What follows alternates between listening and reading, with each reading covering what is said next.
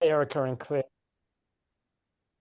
welcome. We're just waiting for a few more participants to join, so um, we thought we'd say hi to you in the meantime. There we go, Welcome, someone else. welcome. We're glad you're here. Couple more joining us.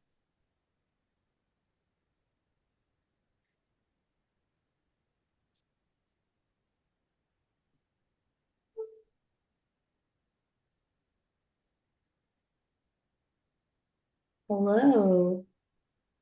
Hi there, welcome. We're just getting a couple more people joining, and we'll start in a minute.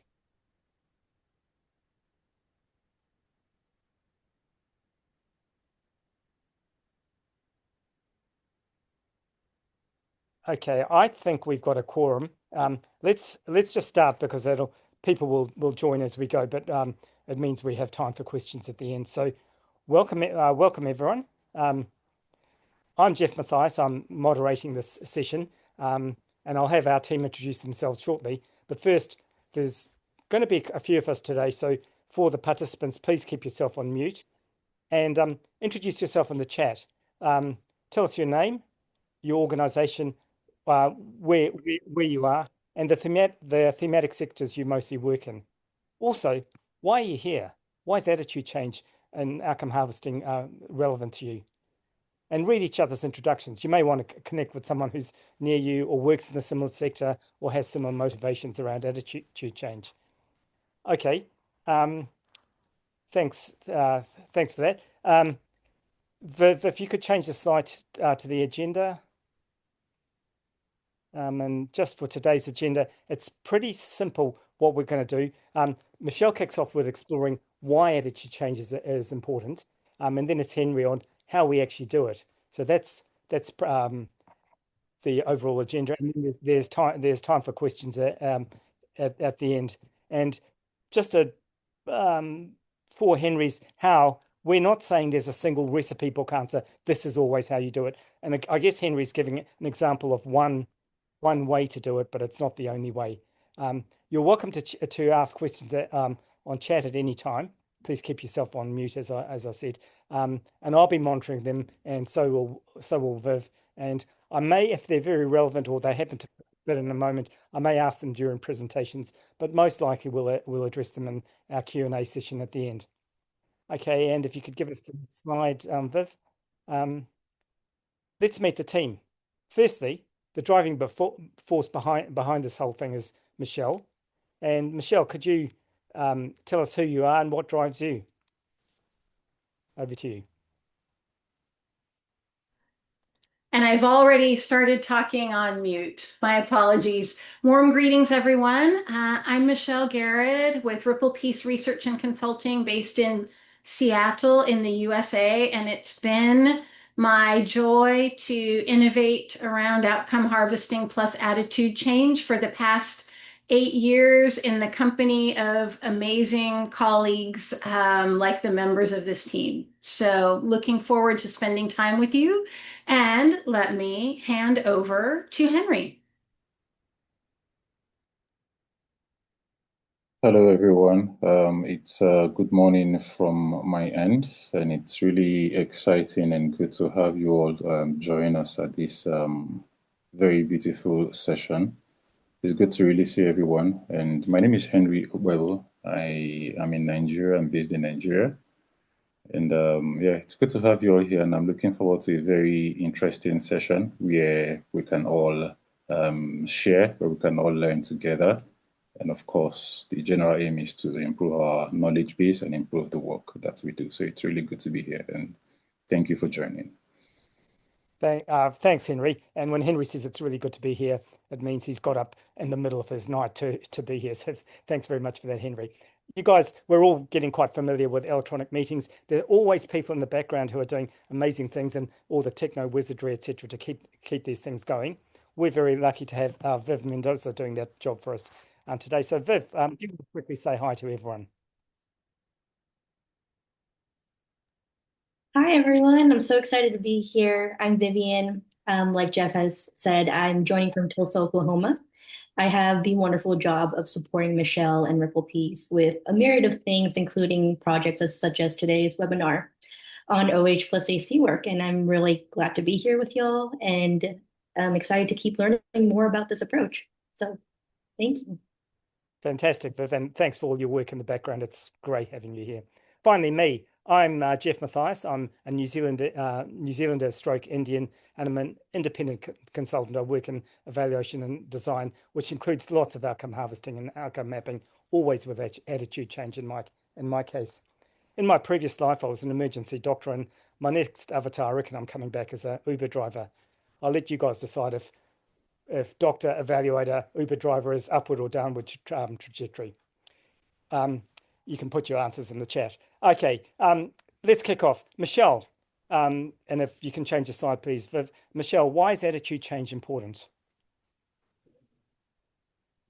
Happy to. I would kick off by saying that outcome harvesting plus attitude change, which we are here to explore today, is a way of adding attitude change data into your outcome harvesting practice without compromising in any way the behavior-centered nature of the outcome harvesting approach.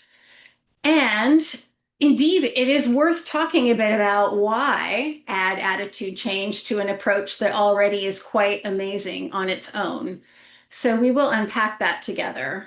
First, with a quick refresher on what we mean by outcome harvesting, we are actually assuming that all of you have some familiarity with outcome harvesting or outcome mapping as a sister approach. So we won't be able to unpack all the details of that today, but we do want to just provide a little refresher by reminding us all, including myself, that OH is that amazing utilization-focused, qualitative approach that uniquely, retrospectively identifies, formulates, verifies, and makes sense of social change outcomes. There is a fantastic book on the subject, which you may or may not have encountered, highly recommended by developer Ricardo Wilson Grau, and we also recommend connecting with the outcome harvesting community for ongoing learning. We are certainly part of it.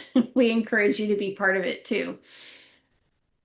Also, by way of refresher, it's worth highlighting a couple of the things that really make outcome harvesting, or OH, unique.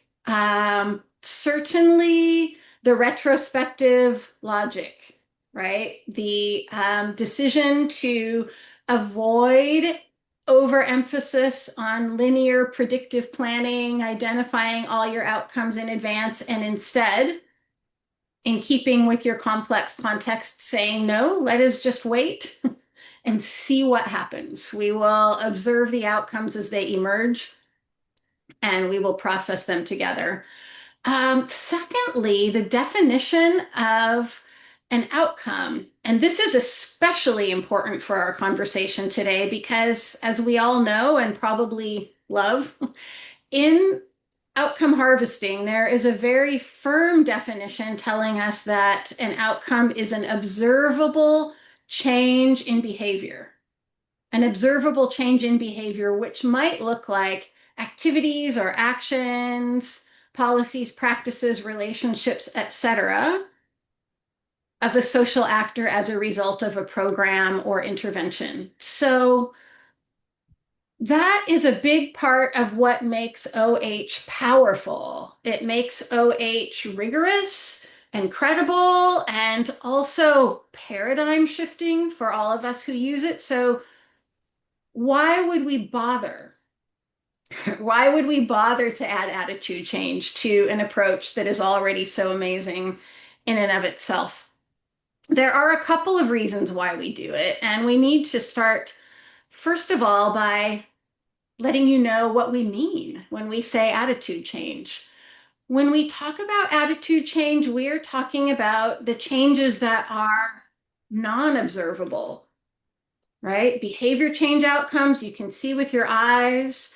But any shift in a person or group that you cannot see with your eyes, that's non-observable, we would consider that an attitude change. It's happening on the inside of the person or people. And it includes areas like perceptions, opinions, assumptions, beliefs, etc. Anything that's shifting and changing on the inside of the person or people. And it is a broad term, like admittedly so. And it's borrowed directly from social psychology, where it's used to explore and study the interrelationships between attitude and behavior, which is in fact the same way that we also use it in OH plus AC, or outcome harvesting plus attitude change. So that's what we mean when we initiate this conversation. And there are two primary, big picture reasons why we sometimes, not always, sometimes add attitude change into our outcome harvesting practice. One is when internal change, right, attitude change is essential to the program results, right? When attitude change is central to the theory of change of the program, whether it's recognized explicitly or not. And one way to help kind of unpack the way we understand this is to take a look at the probably well familiar iceberg representation of the systems change process, which recognizes that what we can easily see on the surface in behavior change outcomes involves events, involves behavior patterns that drive the events, and what we cannot see under the surface of the water are the attitude changes, the mindsets, if you will, that are very often driving the behavior and are very often the most powerful place to intervene in order to influence the system. So that is one reason why we add attitude change. The other reason why we sometimes add attitude change has much more to do with multicultural validity, like with the idea of recognizing and honoring what is important to the worldview of the people that we're working with, maybe program implementers, maybe other social actors involved in the process, but most of the world's people don't think about change solely in terms of behavior, right? They think about attitudes, internal transformation as well, and very centrally. And sometimes that needs to be explicitly honored in the OH process. That is the second reason why we do it. Couple quick reasons why we find attitudes matter in practice. One is because it helps us to understand how social change happens. In our programming at the outcome level, as you can see on this probably very familiar diagram, right? Behavior changes and attitude changes are mutually influencing each other throughout the process.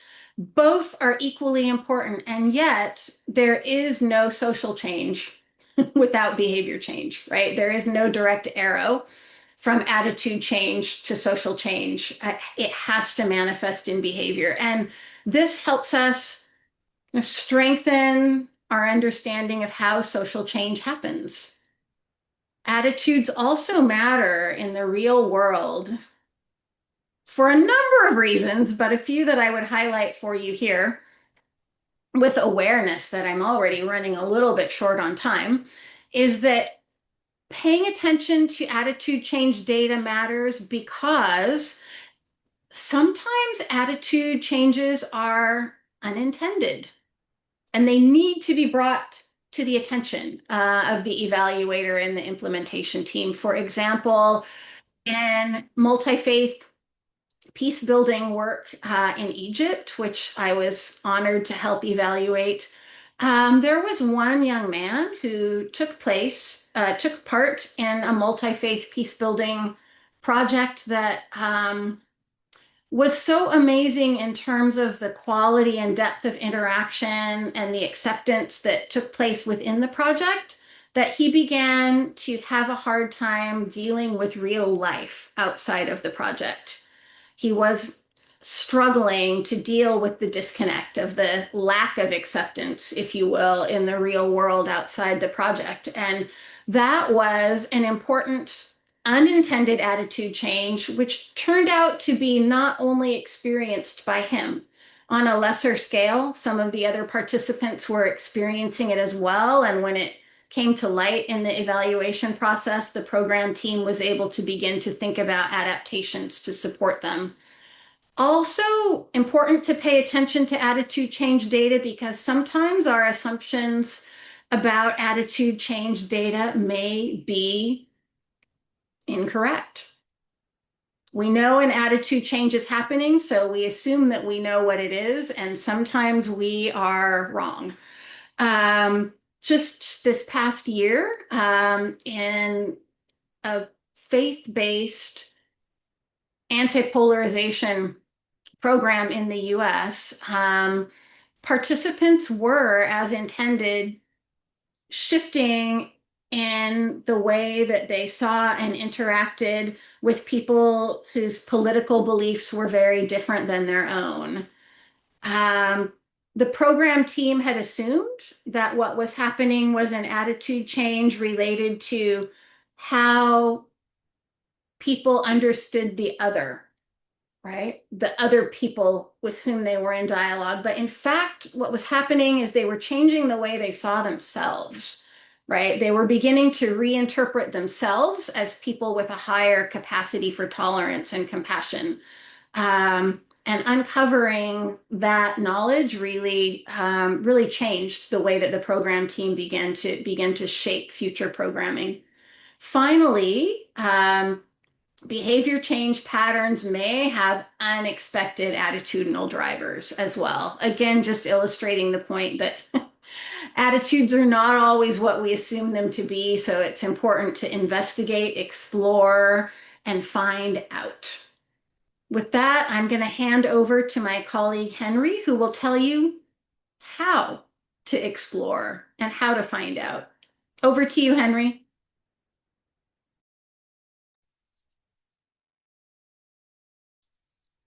Yes, thank you very much, Michelle. Thank you for that very explicit explanation for that session. So my duty here is to take everyone here through how to add attitude change.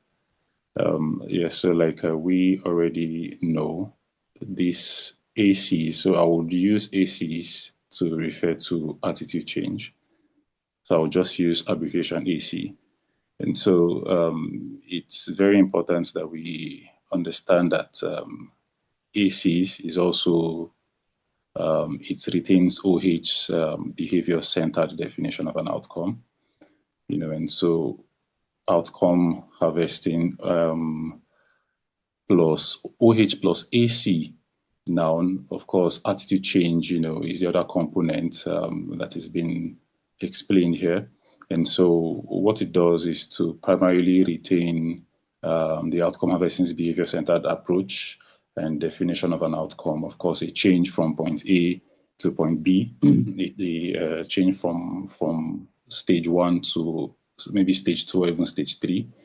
And then for clarity, outcomes are called behavior changes. So for BC, this has already been established. And it's also very important that we also note clearly that attitude changes or ACs, are not considered outcomes. So rather, they are additional components within the data sets. And largely, if you were also argue, you can also argue that ACs reinforce BCs and they mutually influence one another, like we have seen in the previous slide that Michelle had shared earlier. So we would just quickly take a quick run at the 6 steps of outcome harvesting. If you're already familiar with these 6 steps, maybe can you just give us like a thumbs up? Just give us a thumbs up, or you can just drop a comment within the comment section. Or if you're already familiar with these 6 steps of outcome harvesting, just give us a thumbs up. Let's see you do that thumbs up on the screen. So the very first step, like we all know, is the component where you design your harvest. The component where you design your harvest. Certainly, you must plan. And we have this saying here that if you fail to plan, then you plan to fail. And so every single endeavor that you do, of course, requires planning, and of course that's where you get to design your harvests. You actually get to look at the parameters at which you're going to conduct it. You look at various components of the work, and you would ask certain pertinent questions, such as, is AC data needed in this evaluation? Especially for those who are working within the development space, peace building, SGBV, and then the like. So you just need to ask, are attitude changes, are attitudes essential, to achieve program results? So are you actually looking at attitude changes? Of course, if you're looking at behavioral changes, you need to ask yourself these questions, such as, are you also is your program also focused, or is your program also looking at changes in ACs, of course, attitudes? Then are attitudes central, to the worldview of the program implementers or social actors? And you need to ask all of these pertinent questions. And certain conditions would also come into play, such as, what is the capacity of the evaluation team?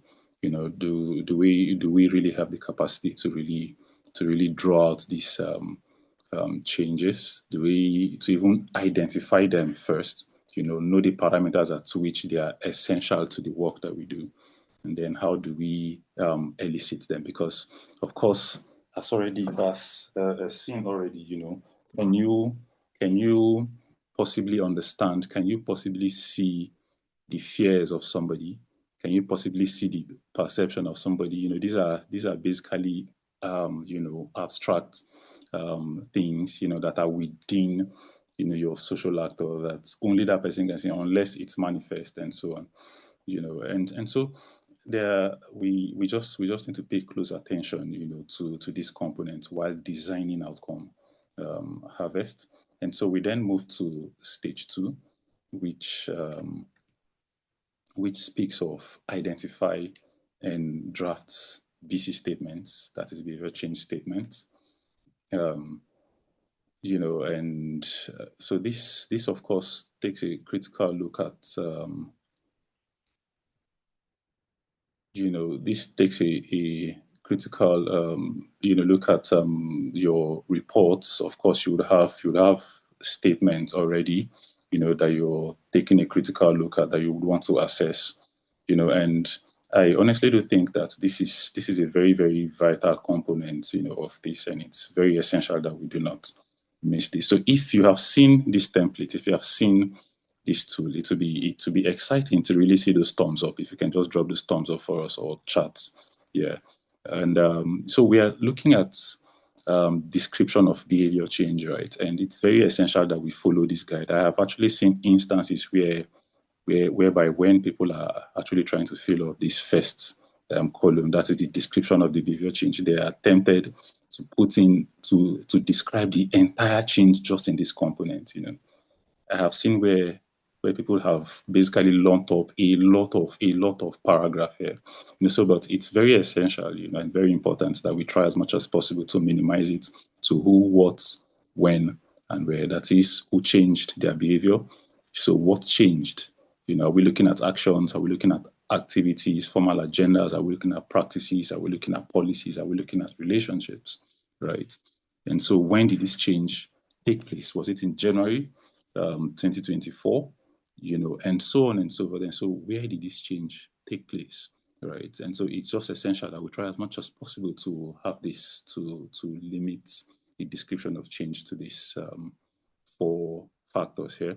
And so we then look at this, the what contribution, right? So how exactly did our program, contribute to this activity?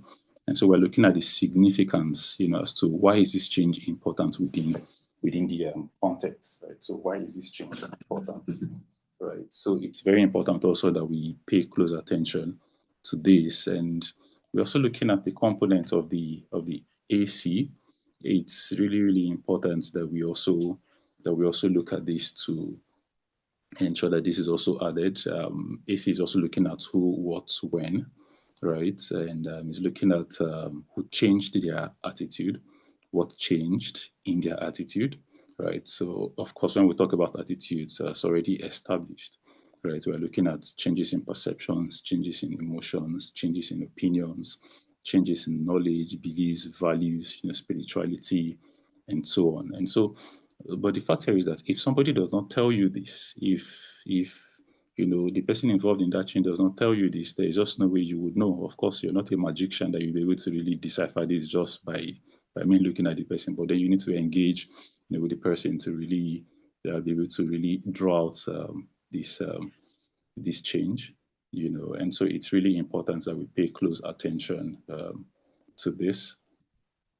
So we then look at so it's very vital to also know that while engaging with human resources to refine, these changes, there is need for us to ensure very, very well, that we engage with the right persons. We engage with them, and of course, for those of you who are very experienced with collecting data, with engaging with people, you will find out that they will tell you a whole lot of things, but it's always good to be able to really. So if you get your planning correctly while engaging with them, you would know how to really direct the conversations towards what it is that you're looking for. And so step 4, we look at the need to substantiate, these changes that we are seeing, right? And so just like I said earlier, it's very essential, to invite the observer to contribute to learning by asking questions, like from your own perspective, how common is this particular type of change, among other program participants? And so they will begin to tell you a whole lot of things. So it's very essential that we are really, really, careful, and we're really, really strategic with the type of questions that we ask. We are directional with the type of questions, that we ask. So these are really important things that we should really take a critical look at. If we had more time, we would have been able to really go into the nitty-gritties of all of this. But for step 4, it clearly involves engagement, with the social actor to really understand the dynamics of the change, the origin of the change, and then the likes. So this is a very, very, step 5 is a very important component of all of this, because of course, when you collect data, you need to analyze, right? You need to analyze. And I would really like to know how many of us are familiar with conventional qualitative data analysis. How many of us are familiar with it, If you're actually familiar with it, please just give us like a thumbs up. Let us see that thumbs up from you if you're quite familiar with qualitative data analysis. Okay, yes. So it's really, really important that we understand this, because there are components around coding, around interpretation of data, and then the like. So, but what this does here, is that when you do your qualitative data analysis, right, this other component with the OH plus AC component is actually telling you how the change is actually happening, right? And so you are looking at teams, you're looking at coding, you're looking at coding these teams, and it's telling you how these teams are interacting to produce this change, right? And so it is telling us, if you use this OH plus AC component, it's telling you how this change, is happening. It's giving you the nitty-gritties of how the change is happening. And so you're basically able to really draw out what the behavior changes are, what the attitude changes are, and how they mutually influence each other, right? And so one very important example I actually would just like to draw in here is that, so for instance, we had events, that saw, that basically drew, that involved conducting dialogues, and how these dialogues, influenced changes, for people, and so it's of course looking at number one, coding. When you code, it's you're able to generate all of those teams, right? And so how exactly would those teams, mutually influence one another, And so those numbers that you're seeing there are as a result of all of the coding, right? And so when you really look at this critically, you really understand that it's giving you a very comprehensive breakdown. It's giving you a very comprehensive breakdown of the themes, of the behavior changes, of how behaviors are influencing attitudes, and how attitudes are influencing behaviors in turn. And so the next slide will show you, give you a more graphical example of it. Yes. So the next, I'll give you a more graphical example of it, of how this works very, very well. And so, like the guide that you're seeing there clearly indicates that. So what you're seeing in light green are the behavior changes, right? Are the BCs. In dark green are also the BCs that rated highly, and then the ACs, right, are the attitude changes that influences the behavior changes, and so on. So but the main take here is that if you understand qualitative coding, to an extent, this shouldn't be much of an issue. But just to also note that they mutually influence one another. Attitude changes can influence behavior changes, and behavior changes in turn can also influence attitude changes. Right. So let's look at the next slide. Okay, yeah, so this is it from here, and we will take questions when they are resolved. I think I would hand over to Jeph at this point. Yeah, Jeph. Thanks, Henry. That was great. And those last two diagrams, there's attitude, the slide 5 analysis, attitudes, behaviors down one way, attitudes going across, and the intersection of those was exactly Michelle's diagram of the conceptual diagram where there's that interaction. So we saw it theoretically and we saw it for real. In some ways, I think all we're trying to do is do what advertisers have known forever. They try to influence your behavior. They want you to buy something, and they almost always do it by influencing your attitude. You're going to look sexy in this new bikini. You're going to feel like a real man if you buy this SUV. You're going to experience something if you go on holiday here. They always approach us via attitude when they want to get behavior change, and they've known that about human beings forever. So that was really great. As I say, that's Michelle doing a description of why attitudes, and then Henry giving us not the entire, this is the only one way to do it, but a really good way to think about actually doing attitudes. While we're on it, one of the chats going on is Julius, who's very keen to understand exactly what are attitudes and why. And I think that's relevant for us all. So, Michelle, I'll ask you to just unmute and maybe just unpack your definitions of why attitudes and what they really are a little bit more. And you might want to drop in one or two vignettes of little stories that if you have them. Happy to. We did do that part really fast. Both the beauty and the limitation of this 1 hour webinar is that it's fast. So let's circle back to that. I'm going to very temporarily put that slide back. I won't leave it there long because I think we also want to spend some time seeing each other's faces. But for a short moment, let's put that definition back and then we'll talk about it together. Um, One way to look at it is that when we are looking at attitude change, we are looking at all of the non-observable changes that are happening inside of a person. And we say that because in OH, we know that the outcomes are the observable behaviors that are happening on the outside of the person, their exterior. So, um, anything that's non-observable and is shifting is probably an attitude change.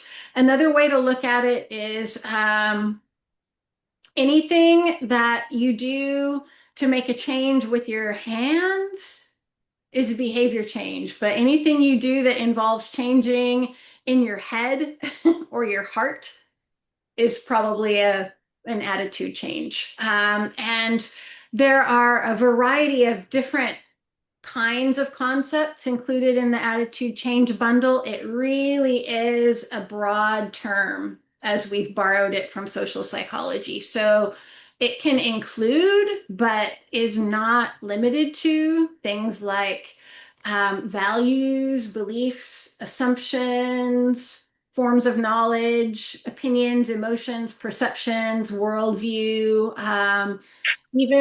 even spirituality. And with that said, that's probably enough looking at the definition. So let me turn this off and then we'll just talk about it a little bit in terms of a few examples, a few that we haven't had time to share yet as we went along. Um, in terms of the basic core concepts of attitude change and how it works in an outcome harvesting process, I really so often remember actually the very first sort of prototype OH plus AC evaluation that I was honored to work on in Iraq, like 2017, 2018, and it was an amazing interfaith peace building program. You'll hear me say that a lot because my background's in interfaith peace building. And it was taking place right after the height of the most recent war in Iraq in the most affected region. And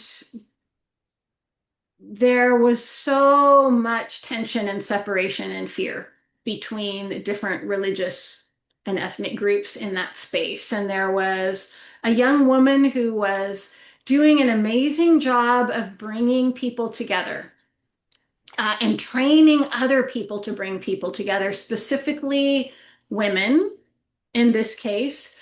And she was managing to facilitate collaboration across religious and ethnic lines. And there were so many amazing behavior changes happening, right? Of the observable type that you're all used to seeing, right? People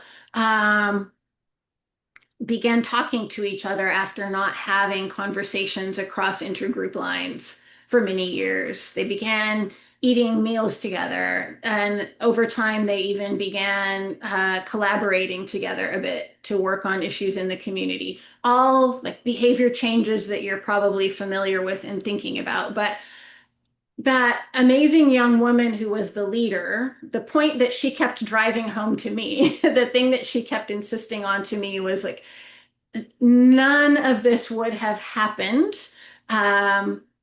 without an inward change in what she called the tribal spirit. I wouldn't presume to call it that, right? But that was her word as best translated into English. The sort of tribal spirit, as she called it, of division and separation that had grown, particularly over time during the war, and that began to shift, began to lessen and shift into different forms of willingness to engage with people who are different. And that was all about attitude change. So her point consistently and forcefully was, yes, you're seeing a lot of amazing behavior changes in this program, but I'm telling you, Michelle, it's all about the attitude changes that are happening underneath the surface that you can't see. And there are many more examples, but that's probably a good one to get us started. Julius, does that help? And others? Oh, yes, it does. Thank you so much. Sorry. Yeah, Can everybody hear me? yeah, thanks. Yeah, we can, Julius. Yeah, yes, thanks a lot. Okay, yeah. I was very curious because, yeah, AC, I don't want to hijack your presentation, but AC is a very important part of behavioral change because they influence each other. I like that first screen where you said they are really intertwined.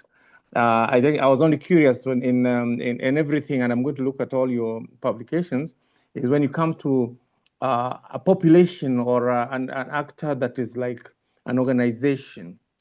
What exactly does that mean when it comes to AC? So that you want to capture that as an outcome in part of your outcome harvesting, and then see how the extent to which that happens.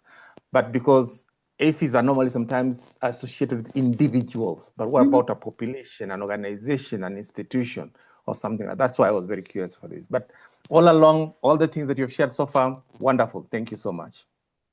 Thanks, Julius. And I love that, Michelle. A little bit less of the tribal spirit might be helping Iran and Ukraine and things at the moment too. So if you can tell us how to get that going, that would be great.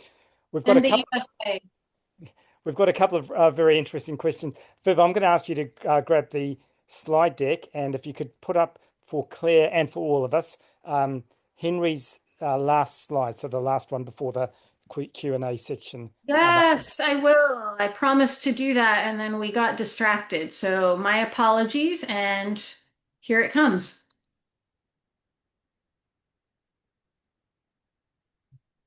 We wait with bated breath.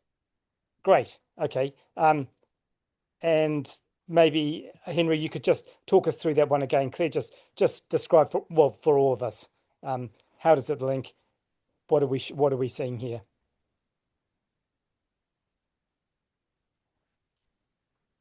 Okay, so what we are seeing here is findings, right? And just to note that that what you see in green, certainly does not just come up just like that, but it's coming from somewhere, right? It's coming from somewhere, and these are just the findings showing how ACs influence BCs, and in turn BCs influence ACs. So for instance, we had this peace building program, where we observed, that youth attended interfaith dialogue for the very first time, right? So youth attending interfaith dialogue for the very first time.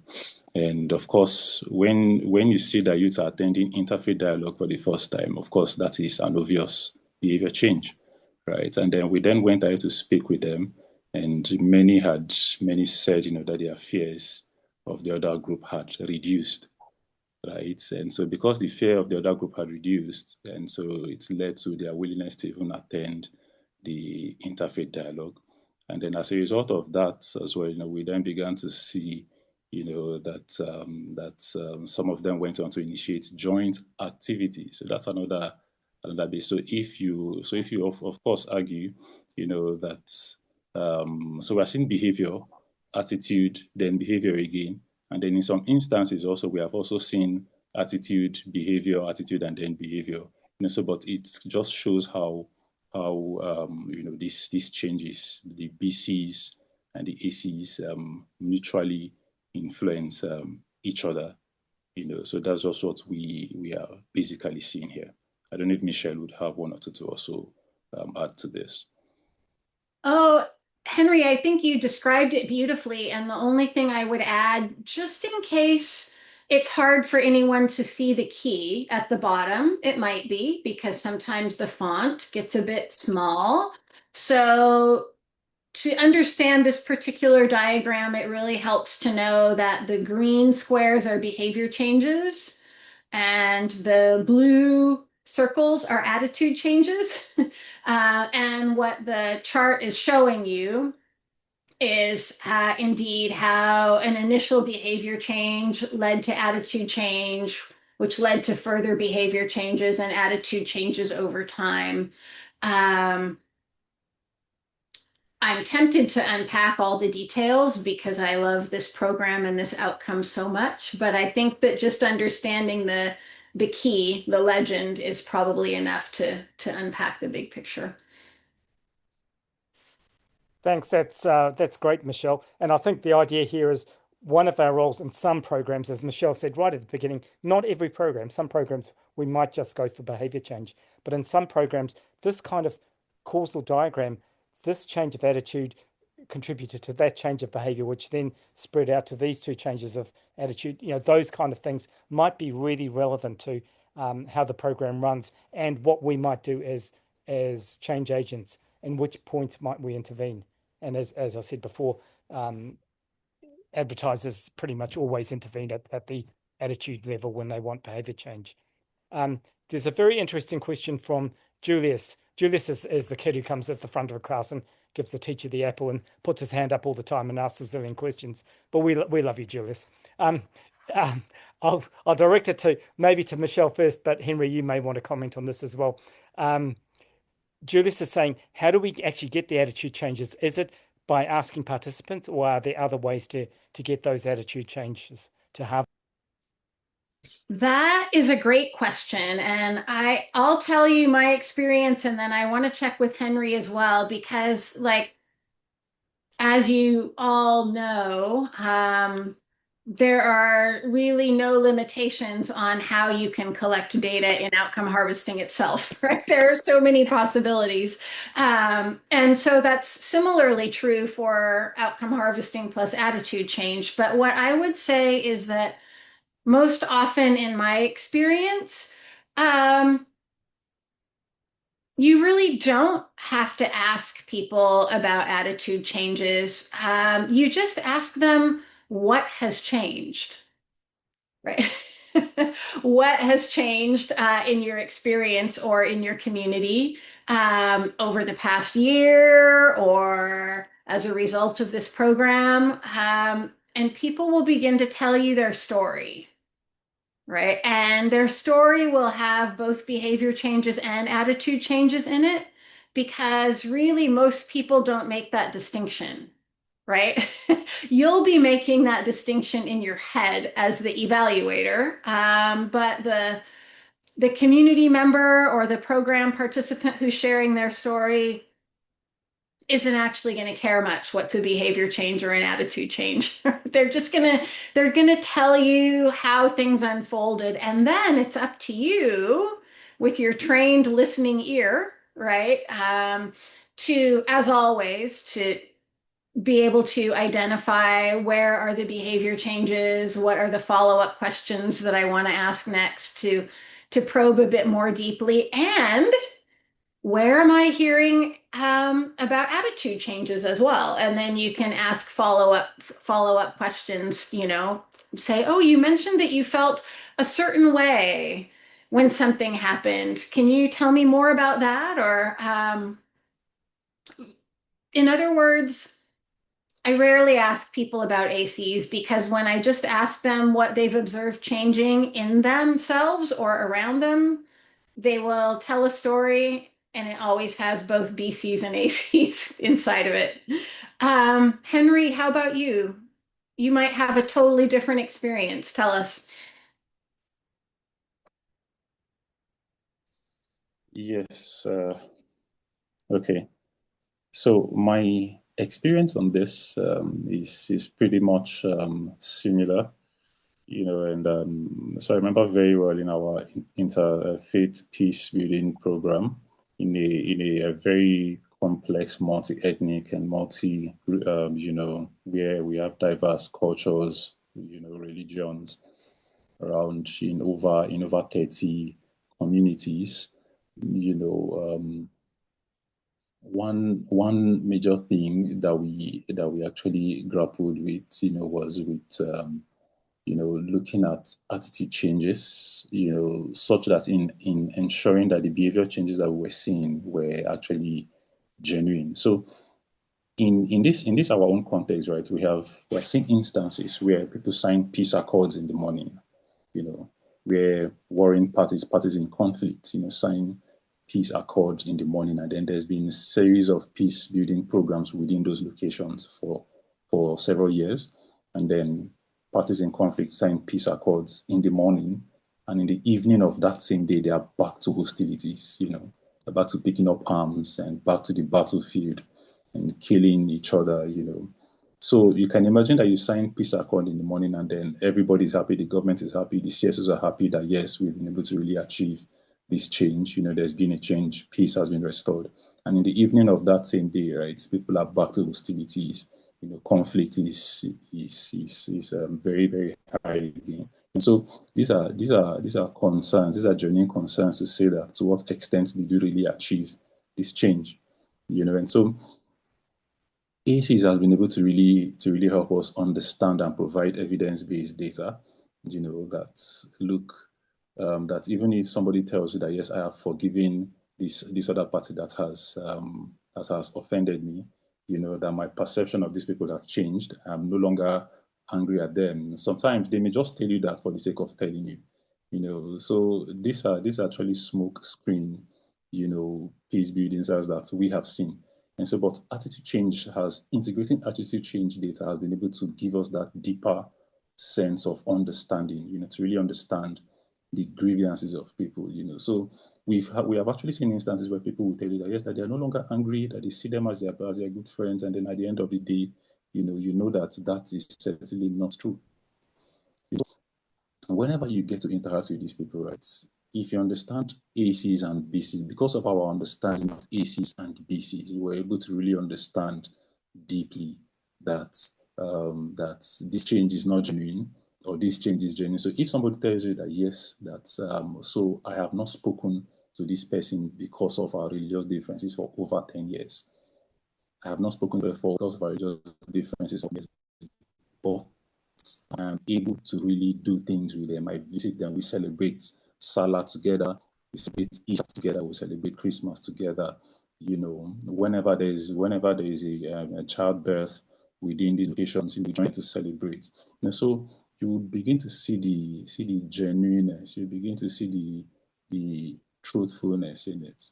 And then over time, so one thing I've come to realize also is that you really cannot measure this within a short period of time, right? So over time, you will begin to see these changes manifest, right? Begin to see these changes, manifest within the general life of that community. And so ACs has been really, really helpful. So when you engage with community people, when you engage with all of them at the field, both at KI level, at LGD level, when you go to harvest your data and you ask certain questions, right?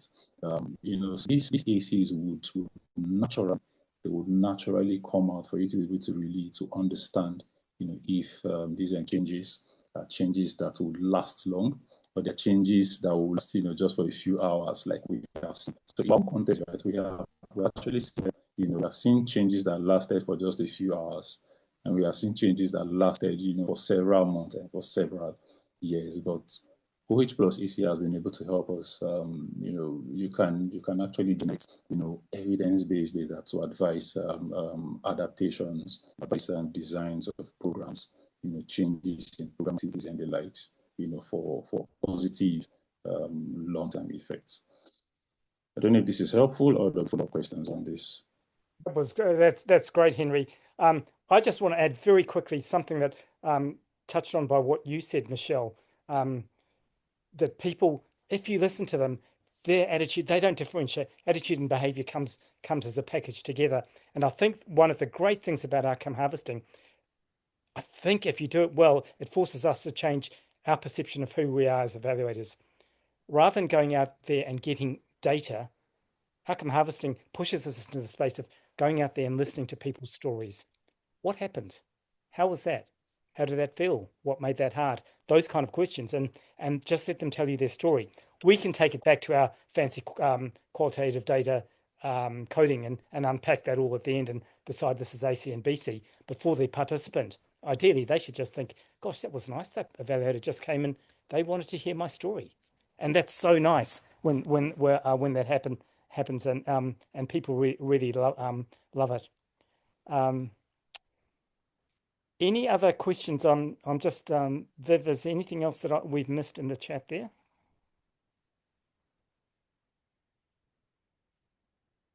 Claire's made with that lovely flow diagram. Claire made a comment that she liked it, and I just replied in there that I love it too. But in the sense that's a kind of diagrammatic representation.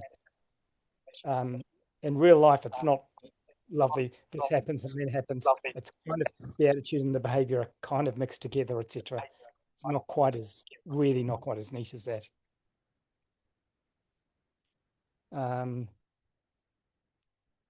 Cool. Well, I'm going to hand over to Henry, and if we just put our closing sequence up there, Viv. Thank you very much. I've loved the discussion, and Henry, if you take us forward from there when Viv puts up the slide.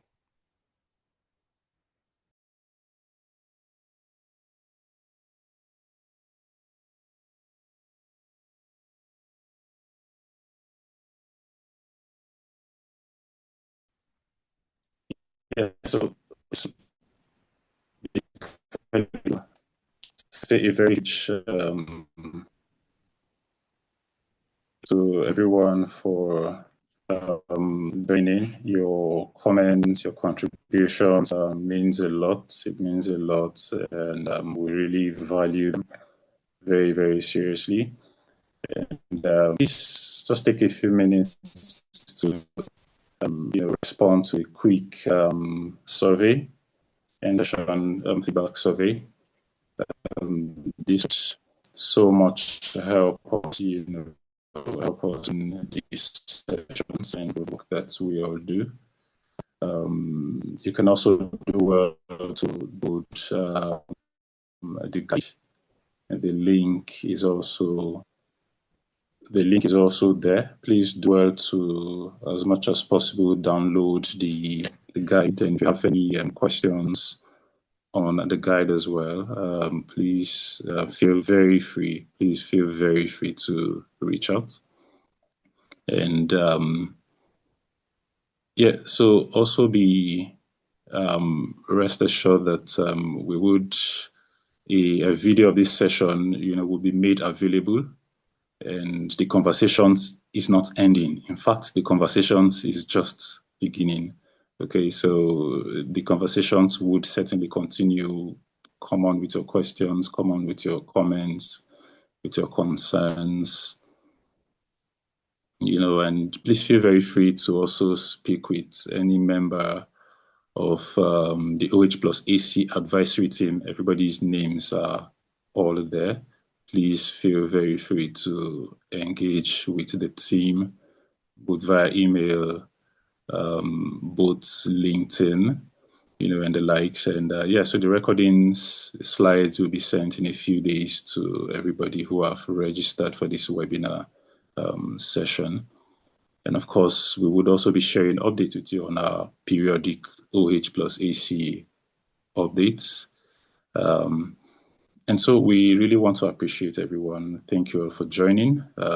Your presence here means a whole lot to us, and we appreciate you once again. Thank you very much.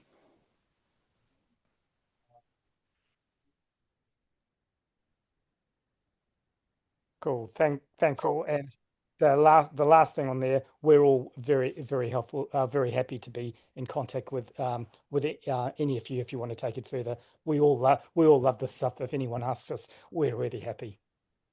Thank you all for coming, and see you in somewhere else in some other context at some stage. Thank you. Thank you, friends. Take care. Bye.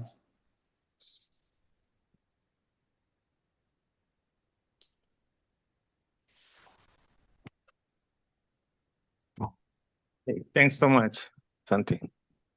Yeah, it's a